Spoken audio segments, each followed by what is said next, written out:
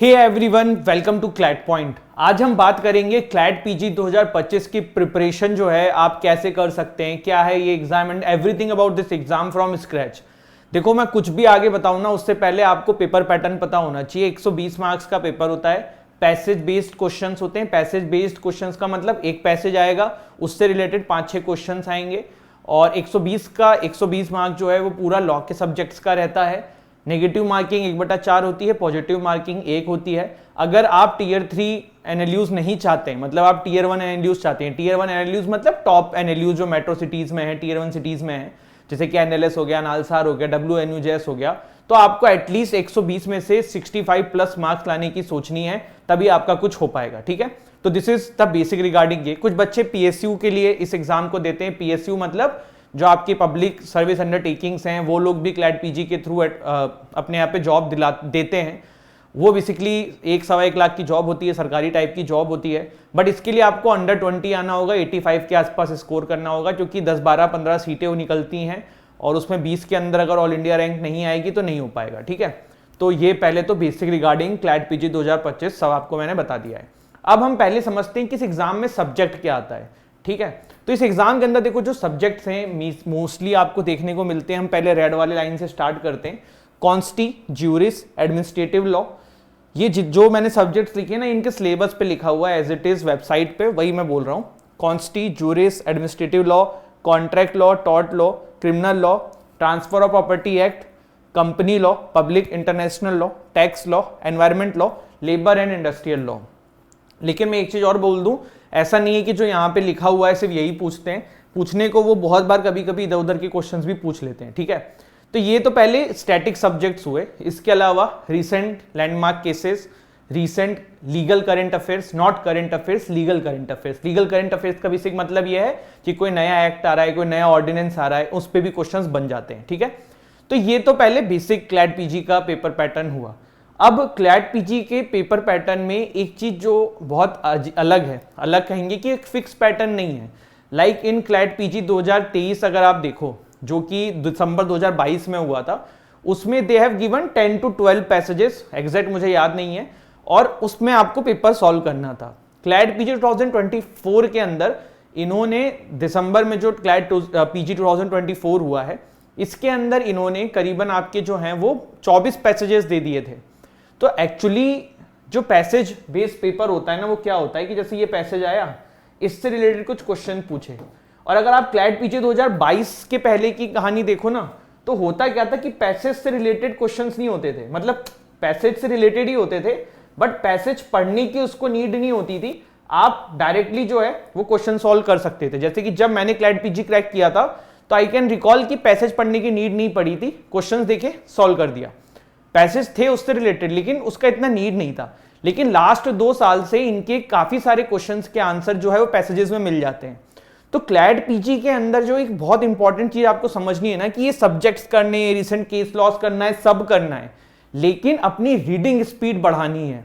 इस पेपर को अगर आप अच्छे नंबर से पास करना चाहते हो, क्योंकि एमसीक्यू क्वेश्चंस हैं, बट आपको अपनी रीडिंग स्पीड बढ़ानी होगी, क्योंकि कम टाइम के अंदर ज्यादा पैसेजेस सॉल्व करने होंगे।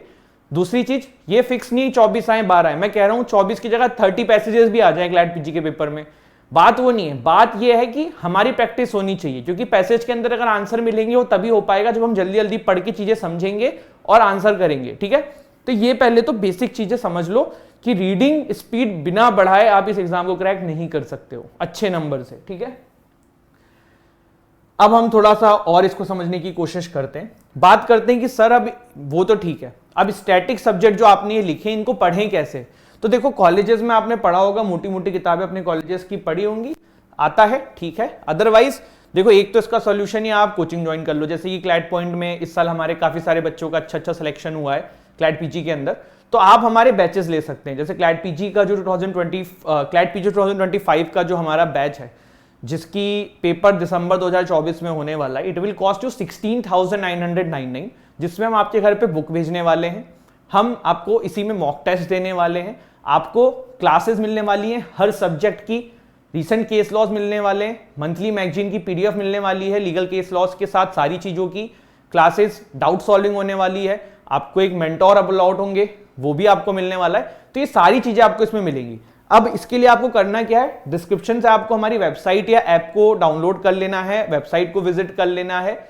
वहां से आप क्लैड पीजी के सेक्शन में जाके हमारा जो चैंपियंस बैच है फॉर क्लैड पीजी 2025 उसको जाके ओपन करिए, डेमो क्लास देखिए। There are 5 to 6 demo classes available. आप डेमो क्लास देखिए, अगर आपको अच्छा लगता है तो get yourself enrolled in that batch. जैसे ही आप इनरोल करोगे विद इन 30 मिनट्स हमारे टीम से कोई ना कोई आपको कॉल करके सारी अपडेट्स आगे की दे देगा। तो this is regarding clad PG 2025। अब इन सब्जेक्ट्स को अगर आप फिर से पढ़ना चाह रहे हो या आपने कॉलेज में अच्छा से नहीं पढ़ा है तो देयर इज अ बुक, दुक्की बोलते हैं हम उसको दिल्ली में। दुक्की मतलब दिल्ली में जितने भी बच्चे लॉ कर रहे होंगे सभी को पता है। आपको नहीं पता है तो आप अमेजॉन पे जाके AK जैन करके बुक्स लिख देना, दुक्की सर्च करना, मिल जाएगा। तो पतली पतली किताबें होती हैं इन सब्जेक्ट्स की, मंगा लो। ज़्यादा महंगी भी नहीं होती, 100-150 रुपए की होती है अगर आप सेल्फ स्टडी कर रहे हैं, ठीक है। लेकिन then again I would say कि बहुत कुछ छूट जाएगा। रीसेंट केस लॉस के लिए फिर लाइव लॉ आप देख सकते हो, वेबसाइट है, बार एंड बेंच देख सकते हो, पर उसमें फिर करना क्या है क्या नहीं करना है वो एक बात है। तो अगर सेल्फ स्टडी करना है तो आप ये कर सकते हो, इन बुक्स को मंगाओ, बार एंड बेंच हो गया, लाइव लॉ हो गया, इनके टच में रहो, इंपॉर्टेंट नोट्स बनाते चलो, ठीक है। तो ये वैसा है। इस चैनल को सब्सक्राइब कर लो जहां पे आपको मंथली लीगल करंट अफेयर्स मिलेंगे, ये सारी चीजें हैं। लेकिन मैं आपको फिर से एक चीज बोलूंगा, इस पेपर को क्रैक करने के लिए इन सब्जेक्ट से ज्यादा, इन सभी चीजों की नॉलेज से ज्यादा रीडिंग स्पीड बढ़ाने का खेल है। You need to have very good reading speed अगर आप अच्छे नंबर से क्लैड पीजी को क्रैक करना चाहते हैं। इसको आप कैसे बढ़ा सकते हैं, आपको लॉट ऑफ मॉक्स देने हैं क्लैड पीजी के। आप चाहें तो क्लैड पॉइंट के मॉक्स में इनरोल कर सकते हैं, और भी कोचिंग्स के मॉक्स हैं, वो करिए। जितने मॉक्स देंगे उतनी प्रैक्टिस बढ़ेगी। साथ साथ रीडिंग के लिए न्यूज़पेपर द हिंदू पढ़ना शुरू कर दो, लीगल चीज भी समझ में आएगी, प्लस रीडिंग भी आपकी बढ़ेगी। एंड इन सब के अलावा जब भी पढ़ाई करो तो 3 चीजों को हमेशा ध्यान रखना कि आप रिवीजन करते टाइम पे ये चीज जरूर समझना कि आपको कोई चीज रिटेन जो हो रही है और उसमें आप कुछ चीजें जो भूल रहे हो, वो क्या इन तीनों में से किस चीज की कमी की वजह से भूल रहे हो। क्या फैक्ट वाली चीजें भूल रहे हो, या कॉन्सेप्चुअल चीजें भूल रहे हो, या फिर ऐसा हो रहा है कि याद है लेकिन एग्जाम मतलब कोई मॉक दे रहे हो या उसको याद करने की कोशिश कर रहे हो, सिली मिस्टेक हम बोलते नहीं कि यार वो तो आता था पर याद नहीं आ रहा है। तो वो तीनों चीजों को पहले डिफाइन करो, फाइंड करो कि यार ये पर्टिकुलर चीज क्यों नहीं हो रही है। अगर फैक्ट बेस्ड प्रॉब्लम है तो समझो कि आपको ज्यादा नंबर ऑफ टाइम्स याद करने की जरूरत है। कॉन्सेप्ट बेस्ड है तो अपने टीचर से कांटेक्ट करो, हमारे कोचिंग में हो तो हमसे बात करो, सर कॉन्सेप्ट क्लियर नहीं हो रहा है। सिली मिस्टेक्स हैं तो इसमें तो आप ही अपनी हेल्प कर सकते हो ना, और कौन आपकी हेल्प कर सकता है। तो ये कुछ चीजें हैं जिसको कर कर आप क्लैड पीजी 2025 को फ्लाइंग कलर्स के साथ पास कर सकते हो। मैं आपको फिर बोल रहा हूँ, देखो क्लैड पीजी का एग्जाम आदमी क्यों देता है, NLU जाने के लिए देता है। एंड मोस्ट ऑफ देम जो NLU नहीं हुए अच्छे बच्चे जो UG में गए होते हैं वही जाते हैं। बट आपको मैं बहुत एक ब्रूटल फैक्ट बताना चाहूंगा, क्लैड पीजी से अगर क्लैड पीजी के थ्रू आप LLM करना चाह रहे हो तो Tier 1 एंड Tier 2 NLUs के अलावा Tier 3 में जाने का एज सच को इतना बेनिफिट नहीं है। तो अपना 101% दो, और कहीं अगर ऑल इंडिया रैंक 20 के अंदर आ गए तो PSU मिल जाएगा, जॉब लग जाएगी, जिंदगी अलग है।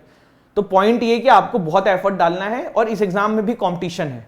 देखो there are around 1500-1400 seats Tier 3 मिला के, बच्चा जो है 6-7 हज़ार हर साल बैठता है, और उसमें से अगर आप देखो तो आपको सिर्फ Tier 1 Tier 2 की सीट 600-500 है। और अगर सिर्फ आप नालसार NLS और WNUJS ये सब देख रहे हो, Tier 1 NLUs देख रहे हो, तो you need to be around 300-350, तो ये ऑल इंडिया रैंक। तो इसी के लिए आपको काफ़ी मेहनत करनी है। तो इस चीज़ को समझिए, बेसिक अपने क्लियर करिए, and I hope I have made some points for you. Thank you so much. हंसते रहिए, मुस्कुराते रहिए, पढ़ाई करते रहिए। जय हिंद, जय भारत।